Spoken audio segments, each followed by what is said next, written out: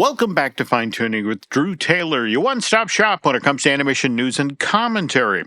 I'm entertainment writer Jim Hill, and Mr. Taylor, whose writings in the industry you can regularly read over on The Wrap, and whose musings on the Mission Impossible movies you can still listen to over on Light the Fuse, the official Mission Impossible podcast. He and I are recording this week's show on Sunday, April 12th. And by the way, tonight, folks, the final episodes of Smiling Friends air on Adult Swim. You may recall from an earlier episode of this podcast, and I mentioned that back in late February this year, we learned that in spite of this animated series being renewed for season 4 and 5, that the show was being shut down due to creative burnout on the part of Smiling Friends creators Michael Hadl and Zach Cusack. And correct me if I'm wrong, Drew, these aren't necessarily, these are leftover episodes, the ones airing tonight from season 3. Yeah, they were made for season 4. Yeah. That's my understanding of it. These are the quote unquote bonus episodes. So okay. Yeah, take that as you will. All right. Well, I guess for me, what I found intriguing about this is whenever I was watching Adult Swim, it seemed like commercials for these bonus episodes of Smiling Friends were paired with episodes hyping season 9 of Rick and Morty, which returns on May 24th. And just a reminder, folks, Rick and Morty debuted on Adult Swim back in December of 2013, created by Justin Roiland and Dan Harmon. And I guess that's been an interesting show as well behind the scenes, because what is it, January of 2023, Adult Swim severed ties with Roland over domestic abuse allegations, and yet in October of 2024, Rick and Morty got renewed through season 11 and 12. It's going to be on the air through 2029. That's right. I haven't watched some of the newer seasons, but I saw the trailer for this new one, and it looks like a lot of fun. It does. More Rick and Morty, more of the same of Rick and Morty, if you love it, I guess, right? Yes, more of the same. Yes. Now, speaking of new animation debuting on television this past week, we saw the first 2 episodes of Star Wars Darth Maul Shadow Lord, which, Drew, you got to see a little early on. I had access to them early on, but I have not watched them yet. Oh, okay. But I've heard great things. Have you watched them? I have. It debuted on Monday, April 6th. We got the first 2 episodes of a 10-episode run. And this was created by Dave Filoni, the new president and chief creative officer of Lucasfilm. And I'm going to put it this way, folks. If you liked The Bad Batch, and I did, I liked The Bad Batch quite a bit.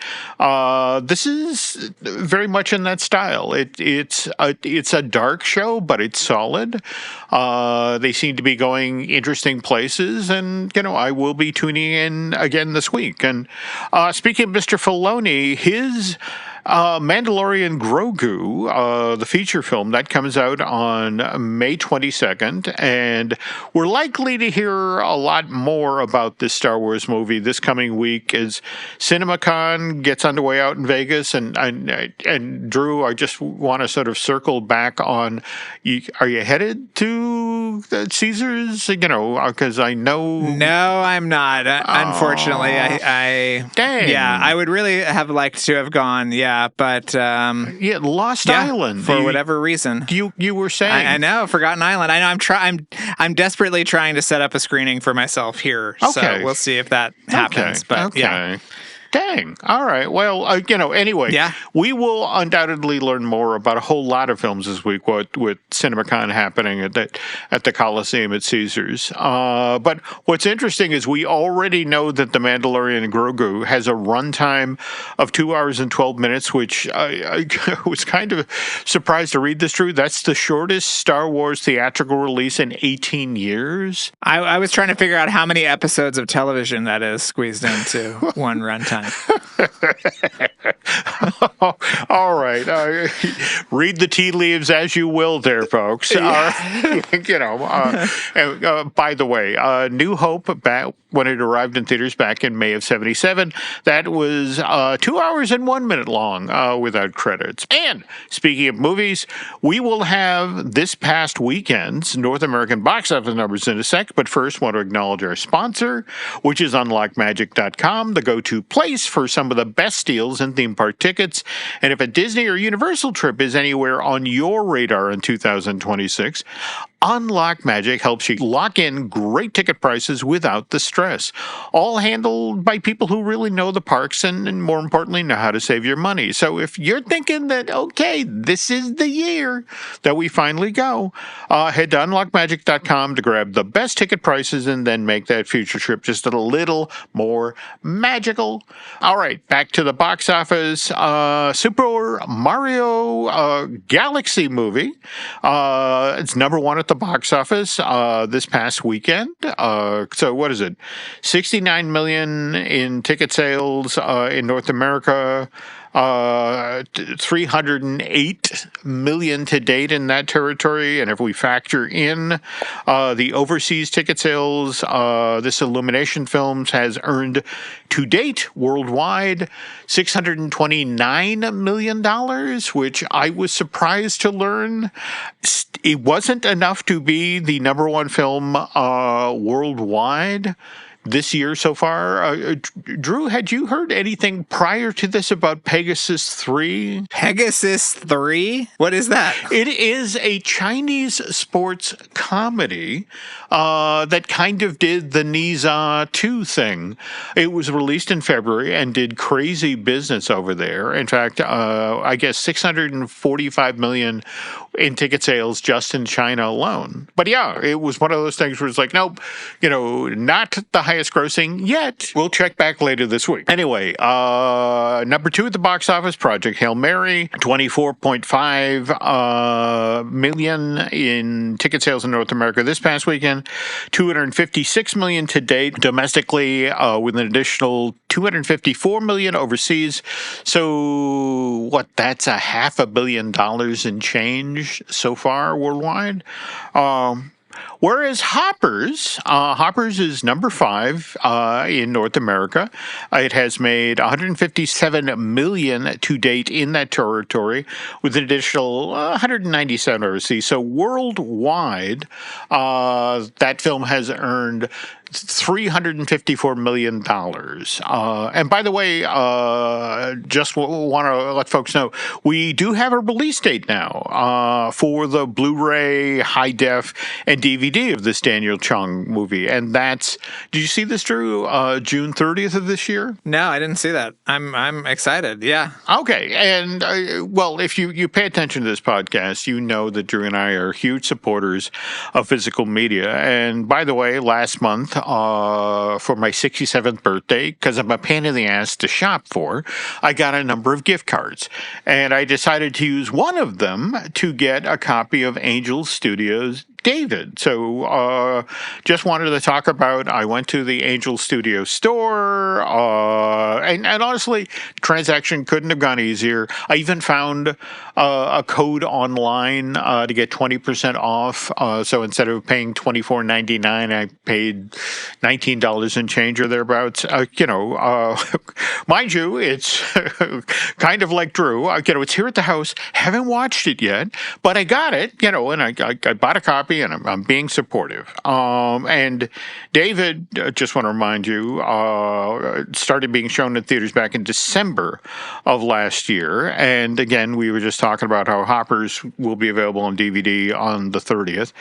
But you got out ahead of today's show, Drew, pointed out that, there's another super popular animated thing out there right now, The Amazing Digital Circus, which is a viral internet thing, right? Yeah, I mean, they have like millions of views on YouTube, and then they were being shown on Netflix as well. And so Fathom is partnering with Glitch. This is the same company that's doing Dana's show. Yeah. The Knights of Guinevere. Yeah. Yeah. So they're going to show, I think, the last 2 episodes, or they're showing episode 8, which has been released, and then an hour-long episode 9 to see a sort of firsthand. And so that'll be in theaters on June 4th, and it's just it's really crazy. I'm impressed. I have to admit, I'm impressed as well. As well as when you think about it, June 4th is just 2 weeks before Toy Story 5, shows up in theaters on June 19th. But it just, for me to watch something like this, that again, online viral sensation, migrates to Netflix, and just the world of animation, especially exhibition, is definitely changing. But anyway, we'll have more news to that effect in a moment. But first, Spring Black Friday is on at the Home Depot. Save on grills and patio sets that will be sure to bring your hosting game up a notch. Fire up your feast with help from the Home Depot and save on grills. Like the Next Grill 4-burner propane gas grill was $249, now in special buy for $199. Or give everyone the best seat in the yard with the Hampton Bay Mayfield Park 4-piece conversation set for only $399. Save on grills and patio sets with low prices guaranteed during Spring Black Friday only at the Home Depot. Now through April 22nd, while supplies last. Exclusions apply. See homedepot.com/price match for details. K-pop Demon Hunters Haja Boys Breakfast Meal and Huntrix Meal have just dropped at McDonald's. They're calling this a battle for the fans. What do you say to that, Rumi? It's not a battle. So glad the Saja Boys could take breakfast and give our meal the rest of the day. It is an honor to share. No, it's our honor. It is our larger honor. No, really. Stop. You can really feel the respect in this battle. Pick a meal to pick a side. Ba-da-ba-ba-ba. At participating McDonald's while supplies last. Refreshing wild cherry cola meets smooth cream. The treat you deserve. Pepsi Wild Cherry and Cream. Treat yourself. this.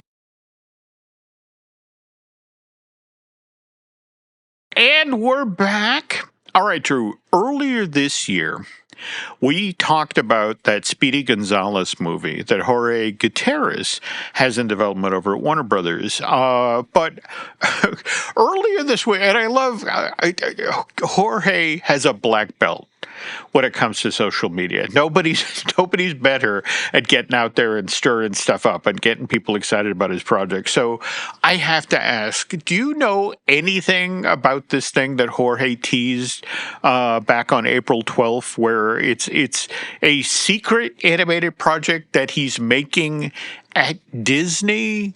And it's supposed to involve a character that Disney already owns? I know everything about this project, Jim, but if I said a word, I would be assaulted and no one would ever find my body. Let me just tell you that. Dang. But okay.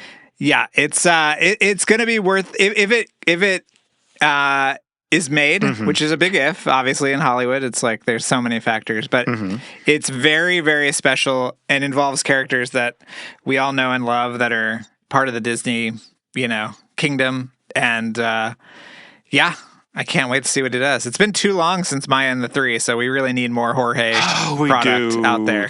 That was amazing. That limited series. The book. I'm blanking the title of the book. The Book of Life. The Book of Life. Yeah. Also, The Book of Life. One of my favorite animated films of the past 20 years. So it's like, yeah, if he's doing something with Disney, I want to see this, but I also want to see a Speedy movie. So I just hope these. Yeah, I mean, he's got so many things in the works. He's got so many things set up at so many studios.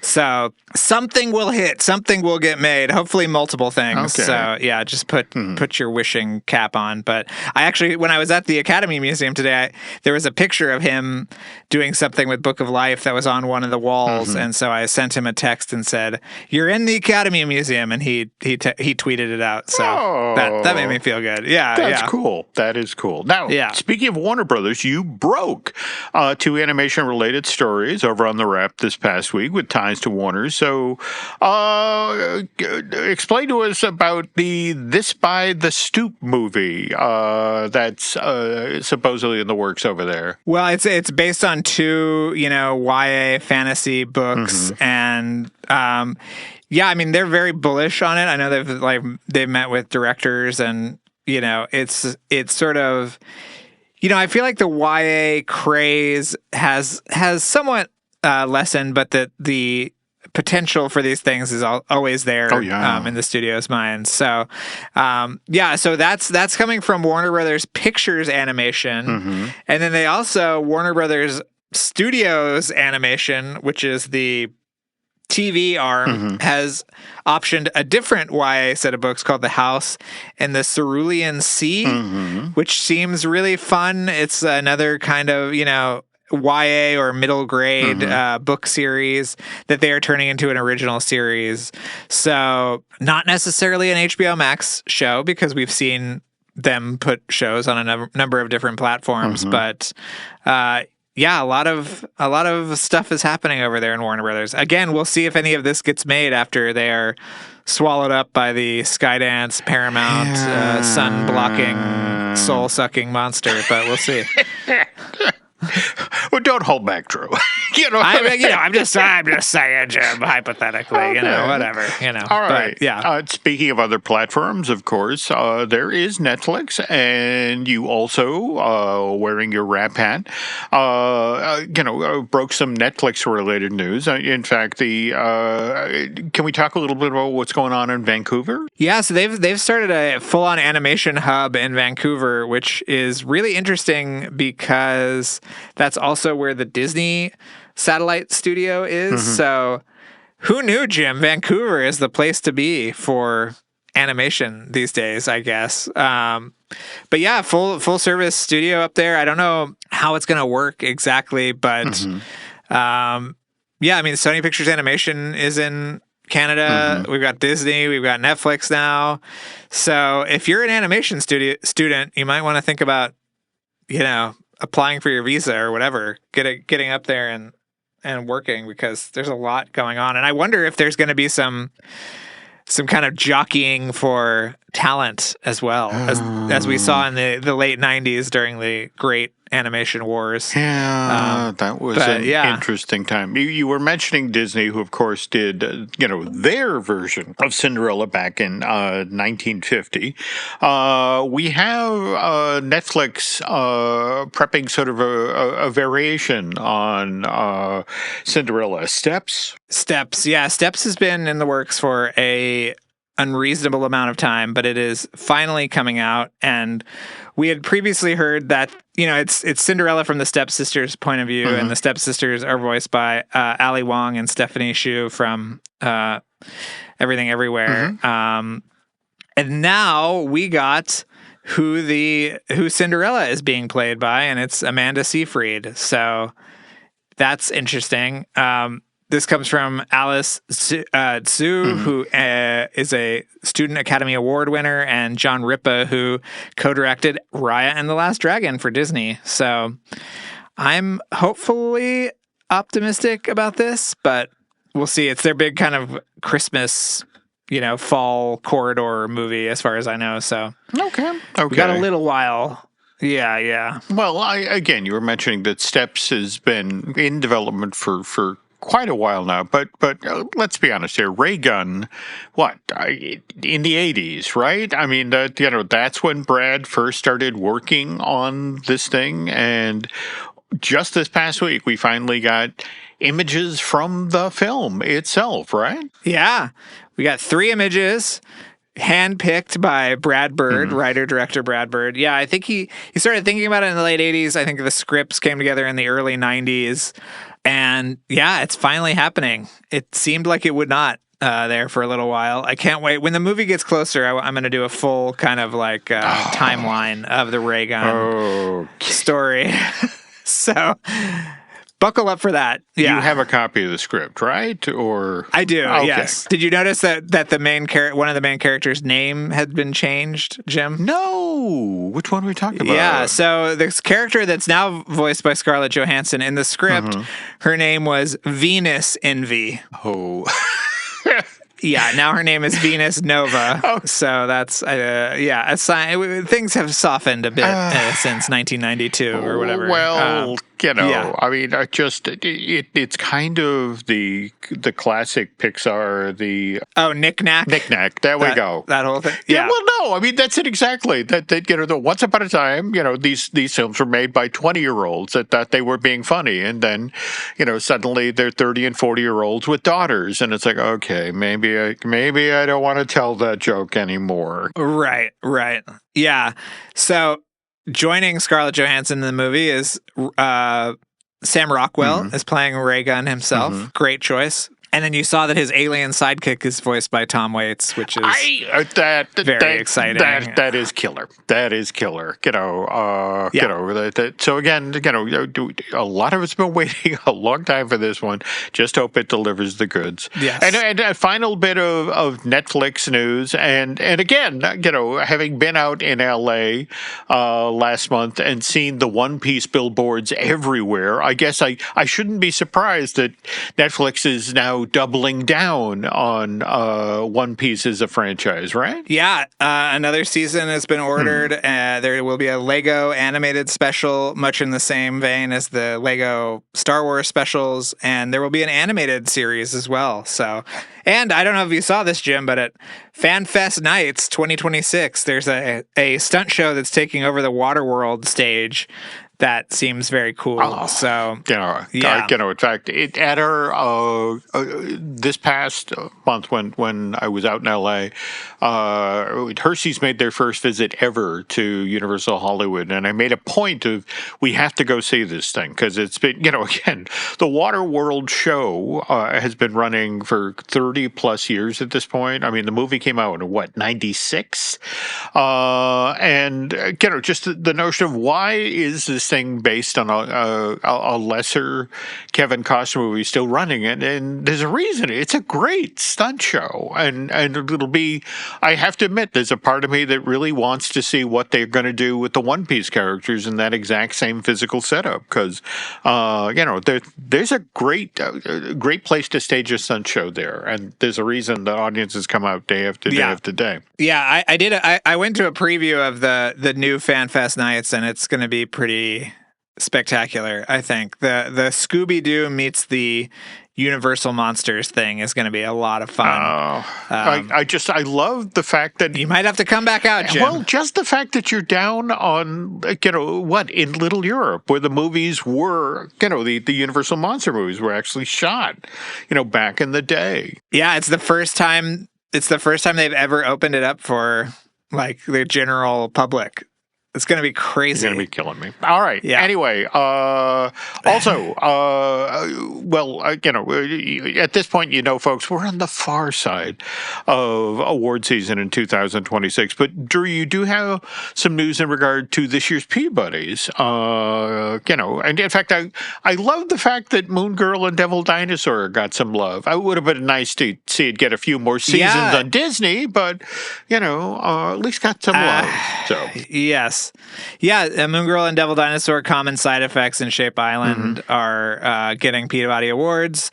And I think that's great because I think Common Side Effects is one of the best animated series in the last few years. But I don't know. Did you ever watch it, Jim? Yeah, I mean, again, later on in today's show, we'll be talking a bit about how thin the membrane is now between, sitcoms and animated series. But the writing on Common Side Effects was amazing. Just some of the funniest stuff. So, anyway, quick change in tone here, folks. We did have a sad bit of news that actually broke back in late March. This comes, by the way, from Paul Dini, who revealed back on March 24th that we'd recently lost Barry Caldwell. And Barry, for those of you who don't know, veteran American animator, probably best known for his work for Warner's on Animaniacs, Pinky and the Brain, and Tiny Toon Adventures. And he's one of these guys who got his start back in the early 80s working on shows like Fat Albert and the Cosby Kids and He-Man. Eventually, Barry made the jump to Disney television animation and worked there as a storyboard artist, animator, and director on shows like Kim Possible. In fact, it supposedly was Kim Possible that led to his opportunities over at Warner's. And also, and again, not to bum folks out, but we learned this past week that veteran animation producer and director Gary Goldman is dealing with dementia, and that his friends and family have set up a GoFundMe to help support, Gary and his wife, Kathy. And mind you, I'm pleased to report that this GoFundMe effort is already more than halfway to its goal of $15,000. And Gary, for those of you who don't know, probably best known for his long-time collaboration with Don Bluth. They worked together on full-length animated features like The Secret of Nim, American Tail, and The Original Land Before Time. And another film that Gary and Don worked on, of course, was Thumbelina, which had Disney legend Jodie Benson. She voiced the title character in that animated feature. Jodie, again, best known for voicing Ariel in Disney's Little Mermaid. But before that, Jodie appeared on the stage. Productions like Smile. And later, she was actually Tony nominated for work in Crazy for You. And I bring that up because later this summer, in fact, July 31st through August 2nd, Ms. Benson is going to be appearing in Stephen Sondheim's Into the Woods, which is going to be staged down in Florida at the Dr. Phillips Center for the Performing Arts in Orlando. And weird, interesting choice here, Drew. She's going to be playing the witch in the production. The character that Meryl Streep played in the movie and Bernadette Peters played in the original Broadway. Gotta say, don't know yet what the tickets for this show are going to cost. It's only for 3 nights only. And by the way, if you're interested in seeing Jodie live on stage, you better get a move on. When she last appeared at Dr. Phillips Center for the Performing Arts back in June of 2024, she played the title role in Hello, Dolly. Tickets sold out completely in advance of that show's 3-performance run. Okay, one more piece of animation-related news. Alan Botnick has been appointed president of Nickelodeon Animation Studios. Now, where this gets interesting is Alec is going to continue in his current role as executive vice president at CBS Studios in comedy development, which again, sort of circling back to what Drew and I were talking about earlier, that's how thin the membrane is right now, folks, between, making the decision to develop an animated series for television or developing a live-action sitcom for television. That the guy who makes the decision about what goes forward is the same guy. And speaking of jokes for television, this one was recently shared on Real Time with Bill Maher, and yes, it's political, but it's also funny, which is why I wanted to share it on today's podcast. And here's the setup. Iran is now charging a toll for boats that are trying to enter the Strait of Hormuz. Iran, it's $2 million to get in. The same as Disneyland. And anyone who's actually been to the happiest place on earth recently knows how painfully true that gag is. And by the way, there will be more Disney-related stuff in a second. But first, this. And we're back. Okay, on last week's show, Drew talked about how he had the K-pop Demon Hunters adult meal at McDonald's. We wanted to check out this latest promotion for K-pop Demon Hunters, and so he went out, and you had the purple dipping sauce. Yeah, I had the Huntrix lunch meal, Jim. So I didn't go. We'll talk about what you did, but I did the lunch meal. It had the 2 different sauces, the Huntrix sauce and the demon sauce, and it also had the little South Korean spice packet that you would put in your fries and shake up. So yeah, it was quite a meal, Jim. And then you felt inspired. I feel like I inspired you. I just felt like you had thrown yourself on that grenade. I should help out because again, there is the Sanjay Boys breakfast meal. And it had some of the same things that Drew described. I mean, for example, the packet of Korean spice, but instead of putting it in a bag and with your fries and shaking it, you were supposed to do this with your hash brown. Whereas okay. All right. Whereas the meal, the sandwich for this thing was a sausage McMuffin that was actually pretty spicy. And I have to say, I enjoyed it. I mean, I don't know if I would eat it every day. And by the way, check your mail. I sent you the collector card. I figured you already had one. So how many of these things are there, by the way? I mean, I don't know how many there are, but I know that I think every singer kind of gets a shot. So I got Rumi in mine. So we'll see who we've got in your cards. But, yeah. All right. So you're now 2 to the good. Just have to spend the rest of your life on eBay assembling this. Right. Now, speaking of K-pop Demon Hunters, which again, female-led animated film, and what's kind of interesting, this past week, did you see that story in the Hollywood Reporter by Ryan Jawuski? About I did. Free. Be Free. Have we talked about Be Free on here before? Because we have not. Okay. So should I run it down, Jim? What it is? It was meant to be. Please. Okay. It was meant to be Kristen Lester's directorial debut. Kristen is been at Pixar for a really long time, and she did that great 2019 Spark short called Pearl, which is wonderful. Yep. And so this was a story based on her growing up and the trials and tribulations of young adult female friendship, and there was a group of Sailor Moon type kind of warriors that these girls found out were real, and one of them is sort of pulled into a quest that involves kind of saving the galaxy. So yeah, I mean they cited that Blaze Hemingway was one of the writers. Nicholas Smith was the editor, who retired from Pixar in 2024 after 20 years with the company. They say in the story, I mean, he left because this thing wasn't being made. I mean, that's really the reason. I mean, I don't know how much I'm allowed to say, but that's why. I mean, I was really, I thought the piece was very good and sympathetic to the production, and it is a shame that it was never produced. It got really far along. I think they said they were 3 years into pre-production. Oh yeah.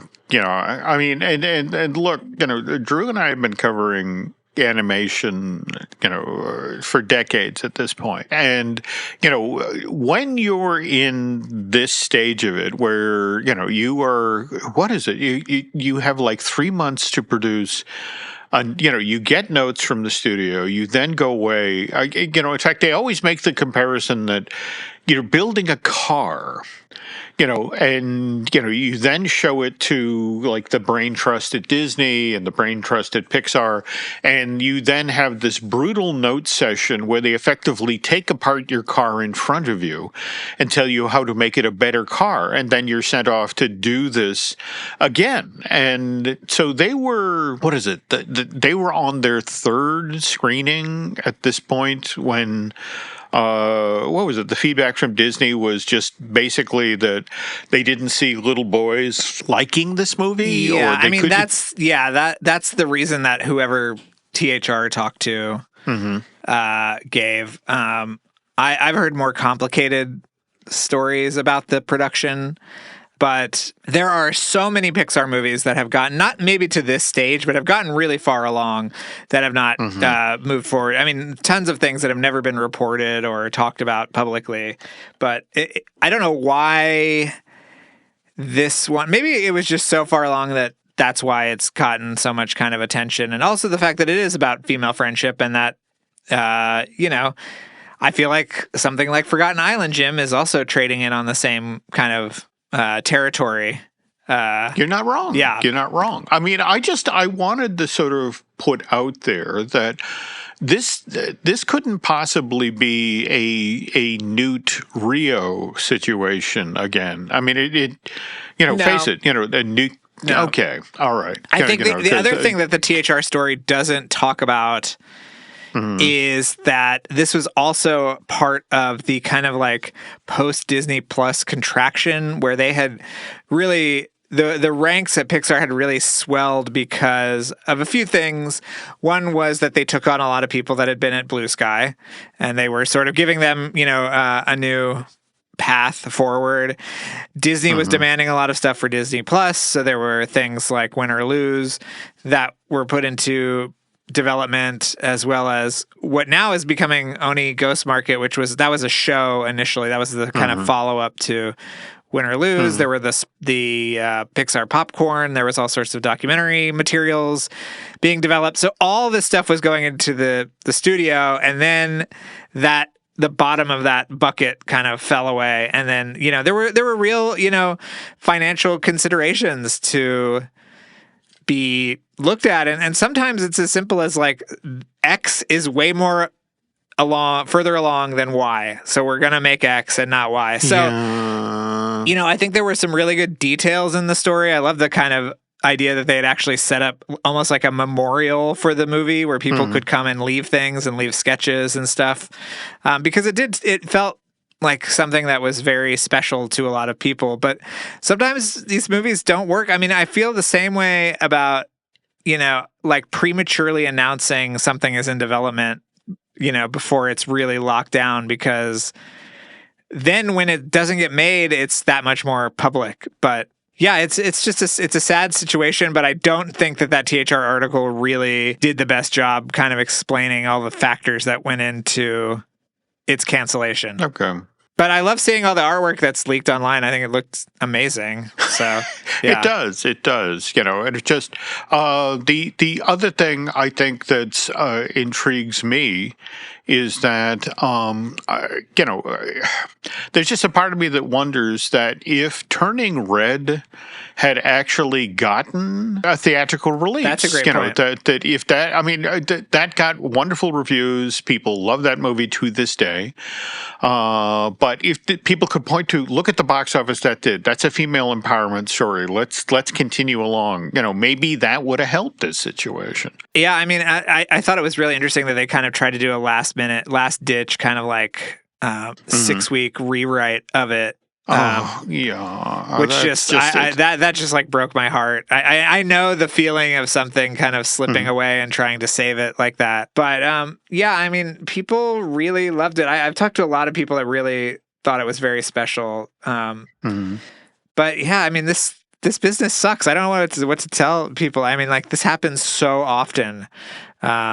It's just really interesting. One piece of news we didn't talk about, Jim, that we should. Did you see that Sony put another movie on its calendar for fall 2027? No. I don't know. I don't know what the movie is, and I've been trying to get it out of people. So they'll have Spider-Verse in the summer, Buds, the talking plant movie at Christmas, and now a third movie in the fall of 2027, and I have no idea what it is. Wow. Yeah. That says a lot about what's going on at Sony these days. That's really great. That's great. Wow. Listen, Jim, who knows? Goat 2 back to the net? Who knows? I don't know, but yeah. All right. So that's I wanted to bring some positivity in here, Jim, that there is another Sony movie coming. So yeah. Anyway. Okay. Here's hoping. Oh, and speaking of sequels, you know what movie had a lot of sequels? Mission Impossible. And by the way, if you want to learn more about the 8 films that were produced at Paramount for that franchise, you need need to check out Light the Fuse, the official Mission Impossible podcast. Drew did that series with Charles Hood, and there are nearly 300 episodes in that podcast archive, and each of them are loaded with the sorts of stories you just heard with Drew talking about Be Free. So, and speaking of stories that Mr. Taylor has to share, want to remind you folks to be sure and pre-order a copy of Drew's next book, The Art of Wildwood. That hits store shelves on October 6th of this year and celebrates Laika's latest stop-motion masterpiece, which will open in theaters on October 23rd of this year and is being presented by Fathom Entertainment, the same folks who were doing the Digital Circus thing. And again, when is that? I want to remind folks of that. That's June 4th, isn't it? And also, Tom Waits, who is in Raygun, also is in Wildwood, and he plays a very fun character in Wildwood. So I'm just trying to bring it all together, Jim. You know what I mean? Well, there we go. It's all connected, folks. All right. It's all connected. There we go. Speaking of entertainment-related stories, we got some other podcasts here at Jim Hill Media we'd like you to check out. We got Disney Dish with Len Testa. We got the Epic Universal podcast. That's the one I do with Eric Hersey, who produces a lot of the shows here. Likewise, we have I Want That Too. That's our Disney merch podcast I do with Eric Soldley, Brian Lauren. And we have our newest show, The Case For with Chris Cox. Meanwhile, over at Patreon this month, if you subscribe to Disney Unpacked, you're going to hear a couple of new walkarounds of the park, two that Len and Jim Schul did down in Orlando, then one that Mr. Schul and I just did in Anaheim last month during the hottest day of the year. Plus, we have episodes about the Disney castles in Small World coming up shortly. Anyway, to close stuff out today, I want to thank Eric Hersey and David Gray for the great job they do when it comes to editing and production of this podcast. I also want to ask a quick favor, folks, if you could please head on over to Apple Podcasts and rate and review, well, not just this show, but also Light the Fuse. All right, social media wise, Drew, because again, every so often you do a really cool panel or presentation, which reminds me, anything coming up shortly? Yes. I did not mention this last time. I forgot, Jim, but now you're putting me on the spot, and I love it. Okay. So not this weekend, but next weekend I will be at the San Luis Obispo Film Festival, and I will be hosting two panels. I will be hosting one with Britt Lauer from Severance. She's got a movie at the festival, and then another one with Haley Joel Osment. He's got a new movie there as well. So I'll be there all weekend with the wife and the dog. So if you see me, please say hi. It's my first time at the festival. I've heard it's amazing. So there. And then I think I'm doing some Q&As for Normal, which is the new Bob Odenkirk movie, which kicks so much ass, Jim. I can't even tell you. So I think I will be doing those next weekend. So that is so cool. Yeah. Anyway, okay. Yes, cool. Thank you for reminding me, Jim. But you know what, Jim? How you find out where I am going to be is really by following me on social media at Drew Taylor. There we go. On Instagram and X. But Jim, the real question is, where can people follow you? Well, again, I'm also on X and Instagram as Jim Hill Media, and then over on Facebook is Jim Hill Media News. And with that, folks, want to thank you for listening to this week's Fine Tuning, and Mr. Taylor and I will be back soon.